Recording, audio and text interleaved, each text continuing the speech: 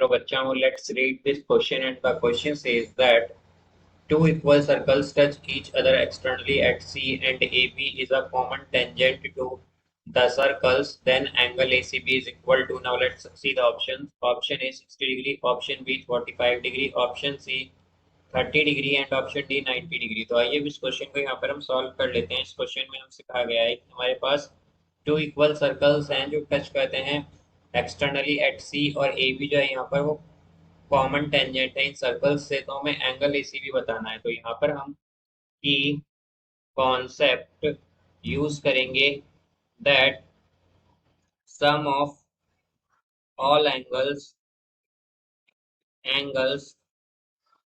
In a triangle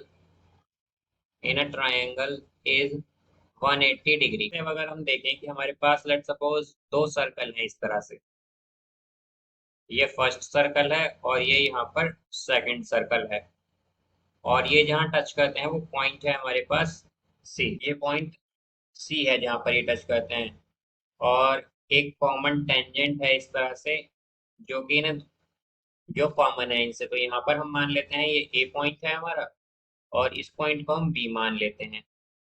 अब यहाँ से अगर हम देखें कि हमारे पास लेट सपोज जहाँ अगर ये सी पर दोनों टच करते हैं, तो बेसिकली हम मान लेते हैं कि यहाँ से एक टेंजेंट हो सकती है हमारे पास इस तरह से हमारे पास क्या हो सकती है, एक टेंजेंट हो सकती है। तो यहाँ से हम अगर कनेक्ट कर दें ए को सी से और बी को सी से, अब यहाँ पर हमारे पास क्या होगा, अगर हम देखें तो हमारी ये जो टेंजेंट है ए बी, तो ये बेसिकली क्या करे, यहाँ पर क्या होगा कि हमारे पास जो सेकंड यहाँ पर हमने पॉइंट सी से जो टेंजेंट लिया है, इस यहाँ पर इसे हम मान लेते हैं कि डी पर ये इंटरसेक्ट करती है ए बी को।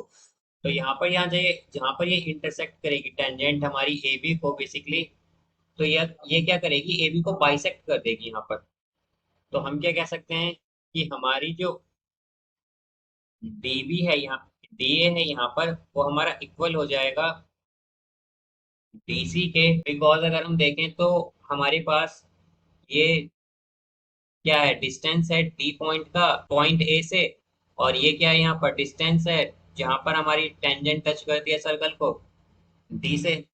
डीसी जो है हमारा, ठीक इसी तरह अगर हम देखें तो डीबी हमारे पास क्या हो जाएगा, डीबी होगा हमारे पास डीसी के इक्वल। और तो यहाँ से हम अगर देखें तो हमारे पास, अब यहाँ से हम क्या कह सकते हैं कि डीसी इन दोनों में आया है, तो हम क्या कह सकते हैं कि डीए हमारा इक्वल होगा डीबी के, या फिर हम कह सकते हैं कि दोनों इक्वल होंगे डीसी। अब यहाँ से हमारा एंगल एसीडी जो है हमारे पास, इसे हम मान लेते हैं लेट सपोज 5।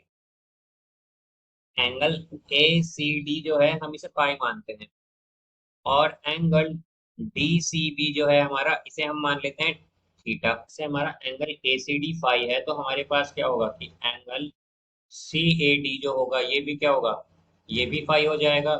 और यहाँ पर अगर एंगल डी सी बी हमारा थीटा है, तो एंगल सी बी डी भी क्या होगा, ये भी हमारा थीटा होगा।